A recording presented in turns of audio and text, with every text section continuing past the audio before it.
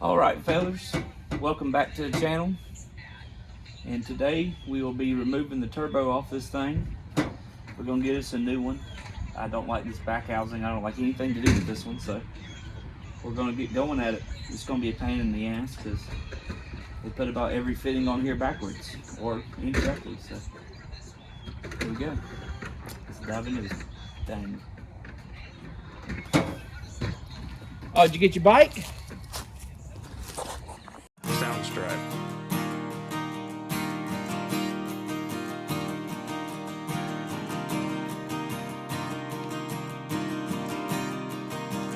Soundstripe.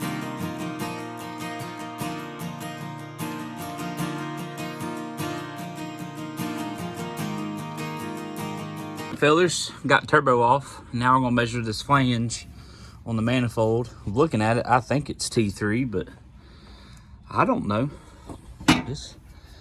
I'm not super familiar with turbos. I'm gonna get this wastegate off of here too, but I'll put it back on there for now to get the size and then find the turbo to mock up on it. All right, I got this old one off. Like I said, it's just I want a V-band exhaust. I don't want to have to find a back plate and everything for it, but it's not a bad little turbo. I mean, it's don't have, the wheel ain't messed up or nothing, but it's not just what I want. So we'll go from there. We'll eventually get a real good turbo and a real good manifold on it, but for now we're gonna get by with this. All right, let's get to it. All right guys, that's everything for this video. It was short.